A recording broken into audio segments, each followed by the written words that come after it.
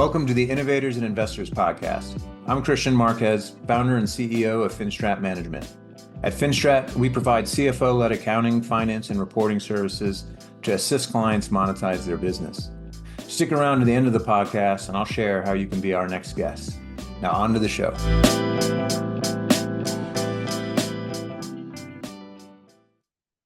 Hello, and welcome to another episode of the Innovators and Investors Podcast. I'm your host, Kristian Marquez, founder and CEO of Finstrat Management. Really excited because with us today we have Todd Thomas. Todd is the founder and CEO of Woodchuck. He's also the best-selling author of Unleashing Abundant Energy. Todd, welcome to the podcast. Thanks so much for having me on. Really excited to be here. Likewise. So why don't we start with Woodchuck?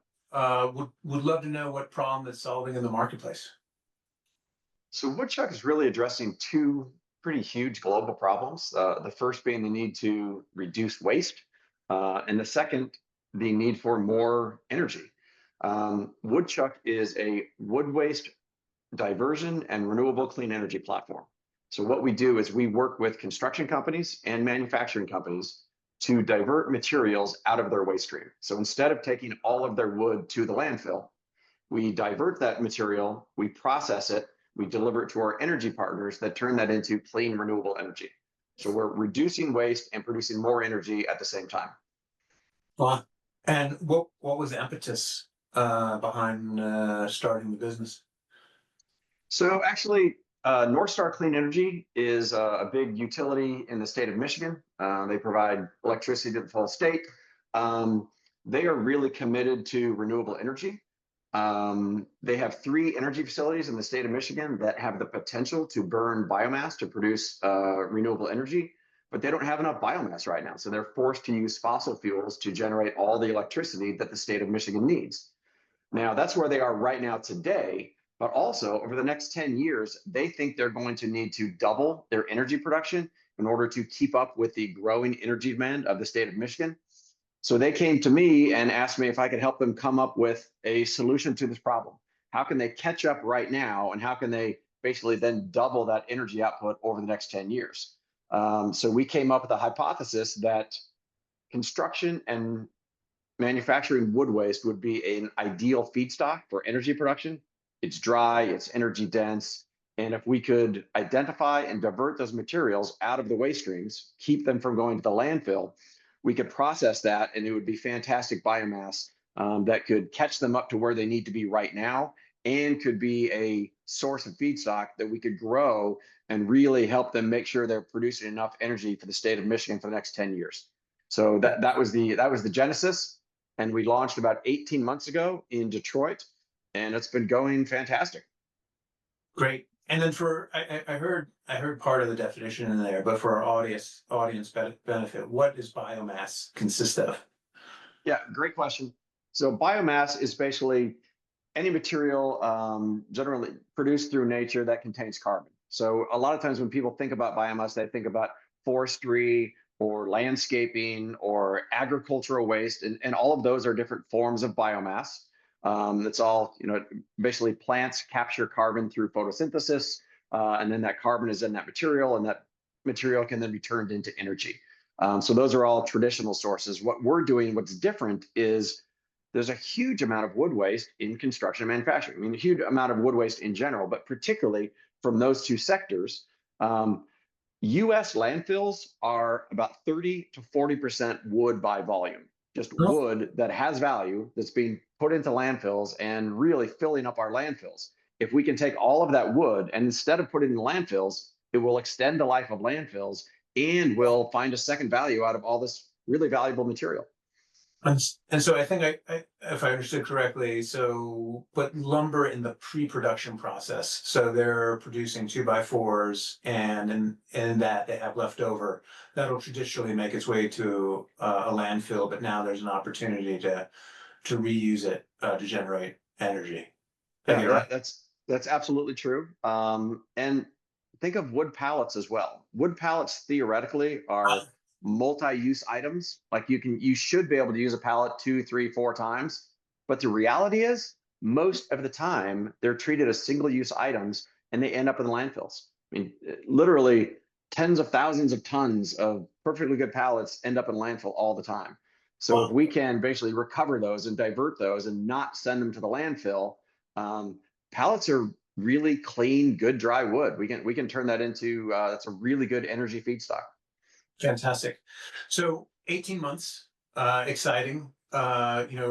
If you can give us some color on what the growth trajectory has been like to date, any highlights you want to call out, and then, pitfalls that you've avoided as well. Sure. One of the very first projects we did was a brand new Amazon distribution center just north of the city of Detroit. And our client was Ryan Construction. Okay. Amazon wanted at least 70% of their wood to be diverted. That was their goal. And that was a big challenge for Ryan and for other construction companies because they just don't have a lot of options. So it was really difficult for them to achieve that. We came on, we joined the project, and in the very first month, we diverted 95% of their wood. Wow. We sent a really detailed report to Amazon. Amazon was thrilled, but the feedback they quickly gave us was, we love what you're doing with the wood, but we have these other waste streams. And what we really would like is a 360 report that tells about all of our different waste streams. So we had anticipated this, and we built our Woodchuck.ai platform to be very flexible. So very quickly added cardboard and plastic and started diverting those materials as well, and tracking those materials and including that in our reporting. And Amazon was thrilled. The project went really well. At the end of the project, we had diverted 99% of their wood. So it was a huge success. And how much of Amazon's motivation is just the DNA of the company versus regulations?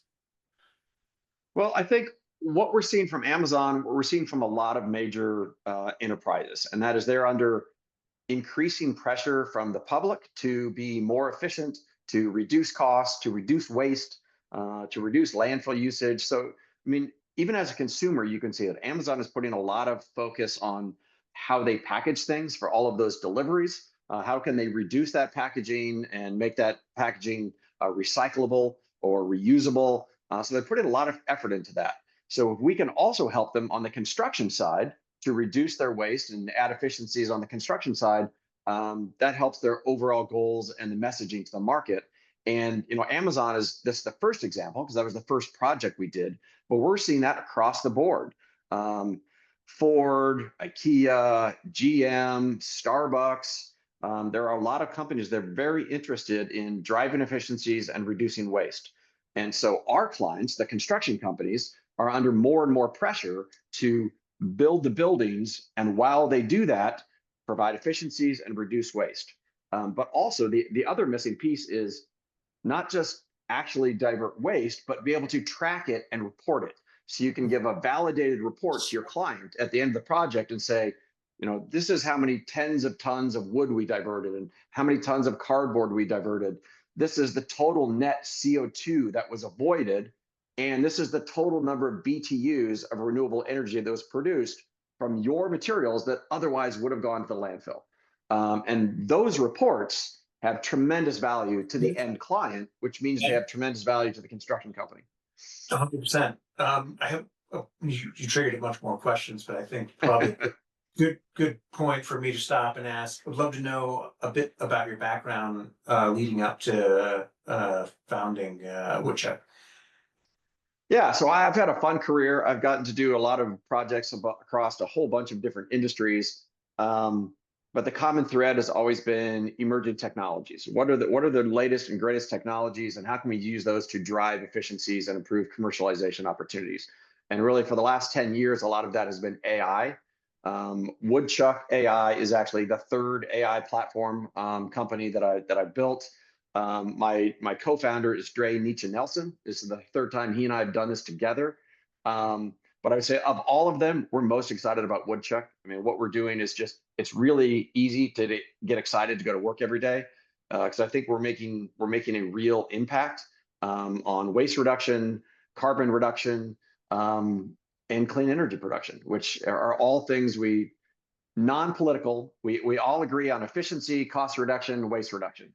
So we can all agree on that. We can all get excited about that. And it's I think we're really making an impact. So it's exciting.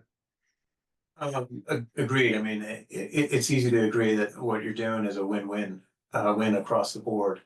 I'd love to know, you mentioned the two other AI companies, awesome having a repeat founder on the show. If you can give us any insights, lessons learned on and how those businesses unfolded. Sure. Actually, the first one, and where Dre and I met, we were at Stanley Black and Decker, where I ran the Innovation Accelerator. And Okay. that accelerator was really focused on using connected technologies and AI to the extent possible to drive efficiencies both within manufacturing and within construction. So actually manufacture the tools more sustainably, and then use those connected tools to drive efficiencies within construction. And that was a cool project. We built some amazing tools together, very exciting. From there, we went to a company called Aiden Auto. So Aiden stands for AI enabled. And we were really building an AI platform to drive efficiencies within the automotive sector. Aiden continues to grow and do really well right now, a great company. And then the Woodchuck opportunity came up where, North Star Clean Energy actually reached out to me and said, you've got this interesting eclectic background across all of these different areas with, a common thread of AI and often a sustainability angle, because with efficiency comes sustainability. And, can you come help us with this energy problem? So it's the first time I've worked specifically in energy, but I've learned so much and it's been so exciting. It's been a great adventure. Great. I'm curious. So, you're an entrepreneur, you have a vision. How have you managed executing on that vision relative to Northwestern, who has an opinion of how they'd like to see on things unfold? So execution is a great word. One of my favorite expressions is execution is the chariot of genius. So it doesn't matter how brilliant your idea is. If you can't execute, it doesn't matter. So execution is everything. And I think that's really true for startups. In the startup world, by definition, you have limited resources and you need to be really efficient with your time, with your funds, with the skills in your house. So you really need to be able to execute. Also, startups by their nature are opportunistic, and you are often seduced to pivot or to expand. And you need to be really careful about those things, because I think the thing that can help a startup really succeed is clear focus, a single clear focus.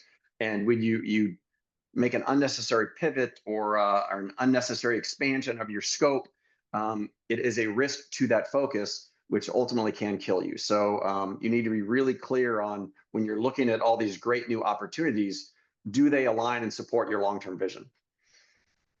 It makes total sense. One of the things you just said, it kind of triggers my mind. It's come up on the podcast before. Is at what point, or do you have an opinion at what point a founder should reconsider their approach and question whether or not they're on the right track and subsequently pivot? Yeah, that's a great question. And I think every time you have a challenge, you have a hurdle, you need to at least some degree question, why is this a hurdle? Why is this a challenge? Is it fundamentally a challenge that we need to overcome to get to our vision, or is there a better path? And that can be on the financing side, the company strategy side, can certainly be on the product side. On the product side, I think two of the most common mistakes, the first most common mistake the startups make is the founders develop a tool or a product or a technology that they think is really cool, and then they go out and try to find somebody who can use it. I think that approach almost always fails. The key is to start with a problem. What is the problem you're trying to solve? Whose problem is it? And will they pay you to solve it? Then go out and build a specific solution for that problem. That works much better than starting with a cool idea and going out and searching for somebody to buy it. So I think Audience that's, key. We agree yeah, wholeheartedly. yeah, yeah. I think so. That's really the biggest mistake that kills startups. Agreed. You mentioned time, and I'll take a moment here to do a tangent. Look, you've authored a book, Unleashing Abundant Energy. Please, by all means, shameless plug, tell us all about it. Absolutely. And then also how you found time to author it. I'm all ears too, please.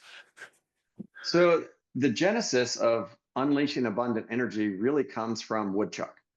So fundamentally, the genesis of Woodchuck was we have this rapidly accelerating demand for energy. And so how does our client reach that ever accelerating demand? So that was the birth of Woodchuck. And then as you look at Woodchuck, Woodchuck takes a very specific solution, right? We're turning wood waste into woody biomass to produce energy. But there's a broader energy ecosystem out there. And when you start to look around globally, right now, today, globally, we produce about 27,000 terawatts of energy. By the year 2050, in order to meet the growing energy demand, we're going to need to get to 52,000 terawatts of energy. That's a massive energy increase in 25 years.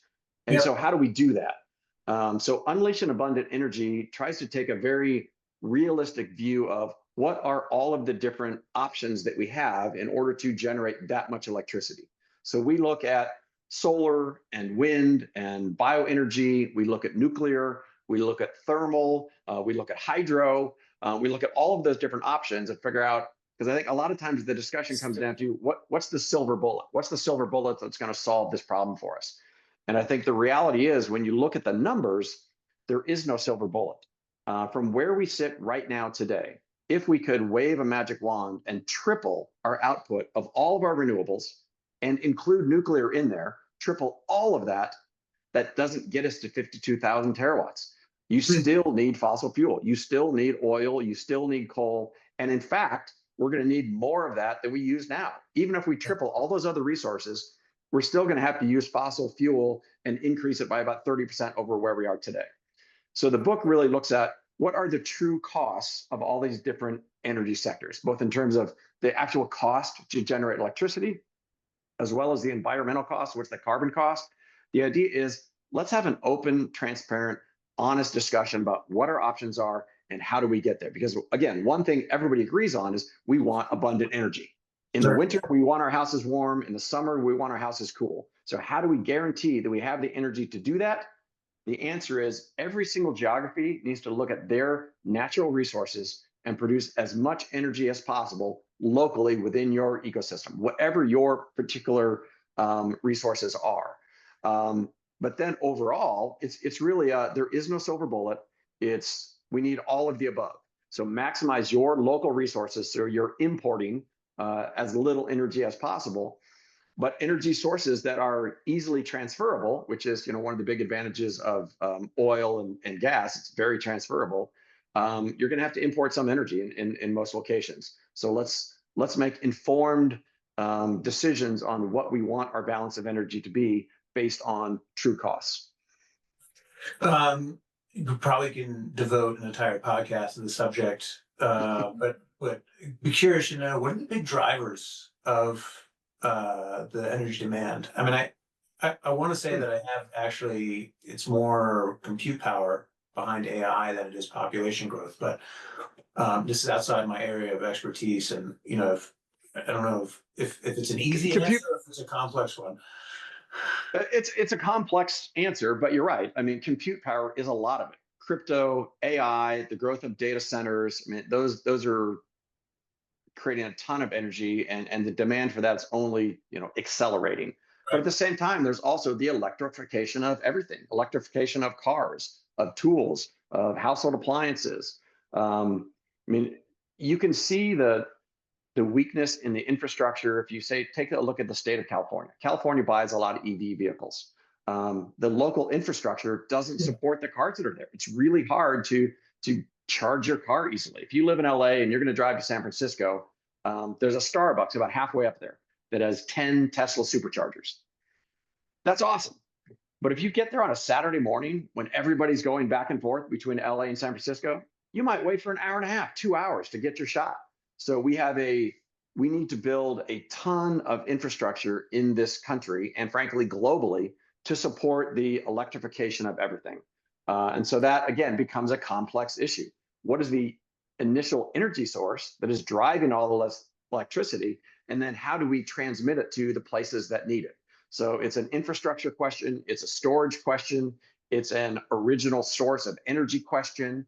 If you are charging your car with energy produced from a coal plant, you've actually got a coal-fired car there, right? If you're charging your car from the solar units on top of your house and you're charging it in your own garage, well, then you've got a truly green car. But those are the different choices we need to make. And so let's have an honest, transparent discussion about that. Makes great sense. So one way of saying I think it's confident, we can say confidently that barring some exogenous shock we're not aware of, demand's here to stay. We need solutions to account for it. So let's come back then to Woodchuck. So having success with Ryan Construction, can you unpack for us, how you determined who your ideal customer profile or ICP was? Was there any iteration? And how do you think about sales cycles? Generally speaking, knowing that larger enterprises take longer to close. Yeah, that's absolutely true. So we started really with large construction companies. Our original thought was large residential developments, multifamily developments produce a lot of wood waste. So that's kind of where we started. And we figured the larger the construction company, the more of these large projects they're going to have. So the more volume of wood. So that's where we started. And quickly that expanded into their suppliers. So take, for example, a truss manufacturer, right? A truss manufacturer builds trusses at their own facility, and then they transport that to job sites. Often that's a pretty common setup. So that truss manufacturer, is that a construction company or is that a manufacturing company? So our definition quickly expanded and we started looking at manufacturing companies. And then we also quickly learned it doesn't really matter what you're manufacturing. Everything that comes to your factory and everything that leaves your factory comes on wooden pallets. So even if you're in the auto industry and everything you're constructing is made out of metal and plastic, you're still generating a massive amount of wood waste. So pretty quickly we said, look, we can look at any construction or manufacturing firm or the suppliers that work within that industry. And then we found that the companies that were most interested in what we were bringing to the table was construction and manufacturing companies that served larger enterprises that had clear directives on efficiency, cost reduction, landfill reduction. So again, the big construction companies and the big manufacturing companies that ultimately serve Ford and GM and IKEA and Amazon and Walmart, those were the clients that were really receptive to our messaging. And I'd say that was another thing that we actually, I'd say, drastically underestimated was the demand from these construction companies. When we walked in and say, look, this is what we're trying to do, we got amazing receptions because again, they're getting pressure from their end clients to reduce waste, reduce costs, drive efficiencies, and to be able to validate all of that. And we're just finding that there isn't a lot of options right now out there for construction companies. So Woodchuck is really well received. That makes great sense. And, tip my hat being in a space where, the enterprise is dropping the demand, because it makes material difference for a whole bunch of reasons, top line growth, cash. Curious though, while we're on the subject, are you guys focused exclusively on domestic US opportunities or have you gotten into Canada or are you thinking internationally yet? So we launched initially in Detroit. We've expanded across the whole state of Michigan. We're starting to expand across the Great Lakes area.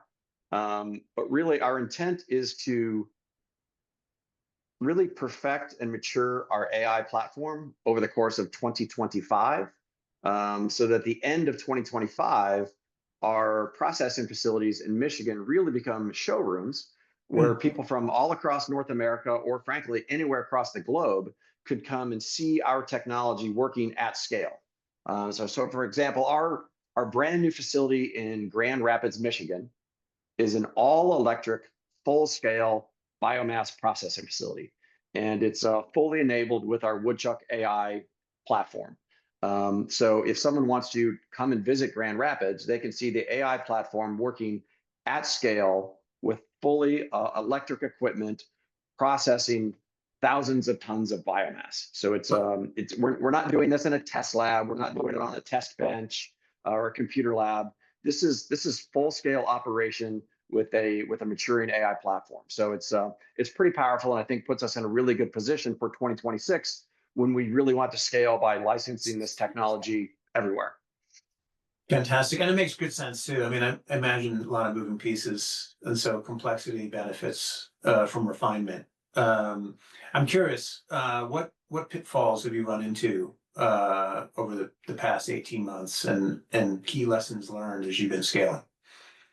So you mentioned it earlier. You asked about sales cycle.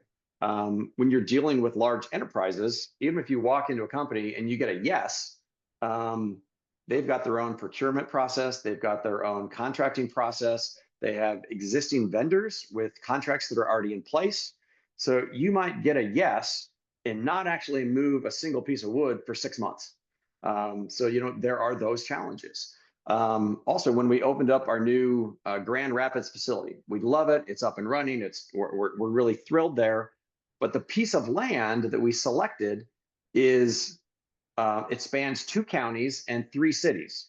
And so to get all of the approvals necessary to get everything in place and up and running and certified and all the requirements checked off, it took us longer than we expected. So it was probably 6 weeks later than we originally planned to start processing our first load of wood. So all of those things always take time. And as a startup, as startups move really fast, and you can do things in days. A week at a startup is 6 months at a major corporation. So you think you can move really fast, but when your clients are really large enterprises, at some point your speeds have to come to the same speed.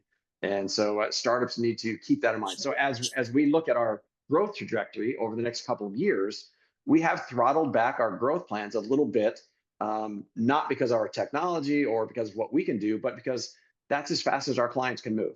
And so yeah, that's a challenge. And as a founder, of course it's frustrating because you want to move fast, but you can only push your clients as fast as you can push them. It's at the end of the day, it's their time frame. And so, I mean, it makes complete and total sense. So I'm curious though, was there a conversation, at least in the beginning, to go after small regional builders just to accumulate some wins and experience, or was the team pretty set that best use of resources was going after the large builders? Great question. And yeah, there are advantages to the regional guys or the local guys, and that yes, they can move faster and they can pivot faster. So it's a nice way to add smaller local clients that can just help you kind of immediately start to grow your revenue and get operations going. But we have also found that those smaller guys or regional guys, they don't have the same appetite for the really meticulous tracking, reporting, and validation of what you're doing. And that's a big part of Woodchuck's differentiation, our ability to track all of that and report on that and validate all of that. And so we really found the bigger enterprises had more appetite for that. And we've had pretty good growth right off the bat. So I think we found that we can last the sales cycle. We just closed a seed round funding, so we're well funded. We've got money in the bank. So we can, as long as we plan well and budget well, we can handle the sales cycle. So I think it's better use of, again, limited resources, right? Every startup has limited resources. So for our limited resources, with the sales staff that we have, we find it's the best use of our time to focus on the big boys. Makes good sense. And also a great segue. Would love to hear what your experience was like closing that financing round. Well, we were incredibly fortunate. So when we first launched Woodchuck, our initial investor was North Star Clean Energy, the company that I mentioned. So we launched with an investment directly from North Star Clean Energy, and they immediately became our biggest client, buying all of the biomass that we could produce. Then we came out with a Series A. I'm sorry, with a seed round, and CMS again invested in the seed round. We added 2 nice sized VCs. And we actually were able to close it pretty quickly and easily. So we're very lucky, and I know we're in a unique situation because I've been through funding rounds with lots of other startups where it's a slog and it goes on for months and months, and you kiss a lot of frogs. So Woodchuck, I think part of it comes back to we have a really simple concept that people understand and relate to fairly quickly. Also, we had great initial growth. So we had revenue within 90 days of launching, and investors like that. Sure. So we had a little bit easier path, but I understand for startups that's always tough because that's one of the other things that kills startups is just running out of cash, right? So as the founder of a startup, you always need to be looking at your cash flow and make sure that you start fundraising sooner than you think because it's going to take longer than you think, and you're going to have delays in your sales cycle. And if you run out of cash, it doesn't matter if you have built the best mousetrap ever built. If you run out of cash, you're out of business. So I'm curious then, in your opinion, how do you balance making sure that the company's capitalized to run the business, but also ensuring that you have a good relationship with whomever you're accepting on the cap table? Yeah, that's a great question. And I think, the CEO has a lot of different roles. So the founder and the CEO role has to wear a lot of different hats. And the smaller the startup, I mean, the initial stages of a startup, the founder has to wear every hat. You do everything and you build a small team. But I think literally at the end of the day, the single most important job of the CEO is to make sure you don't run out of money. So really, I don't think the CEO ever stops fundraising. As soon as you close your round, fantastic, congratulations, have a sip of champagne, time to start the next round. Let's go. It's kind of like the scene from Elf, right? Where all the elves finish Christmas and they celebrate and they all take a shot of milk. Great, let's get ready for next year. That's got to be the CEO of every startup. As soon as you finish a funding round, it's time to get ready for the next one. Because you never know exactly how long it's going to take to close that next round of funding. Sales cycles are always longer than you want them to be. And I know everybody talks about compressing the sales cycle, but that's hard to do. And there's always going to be delays. The only thing you should really count on in terms of delays is that they will happen and they're going to be longer than you think. So you need to be prepared for them and manage your cash. And that may mean at some point a big juicy deal comes along, but you may have to pass because you don't have the cash flow to support that additional opportunity. So sometimes you may have to ratchet back your sales. As counterintuitive as that seems, if you don't have the cash to support those operations, you can kill your business by growing too fast. So sometimes managing your cash flow means slowing growth and passing on certain opportunities. Um, you earlier were talking about reporting and how it's core to the business. Internally, are there specific metrics that you look at to assist manage the business? So for us, it all comes down to tons moved. How many tons have we moved? What's our cost per ton? What's our revenue per ton? So again, Woodchuck is not rocket science. We're taking wood out of the trash and turning it into energy. So it's all about tonnage and processing. So it's a nice simple concept, and we've got a couple of key metrics, but we don't have a list of 10 metrics. It's our metrics are pretty simple. We want to collect more wood every quarter. We want to process and sell more wood every quarter. If we can do that, then we're on the right trajectory.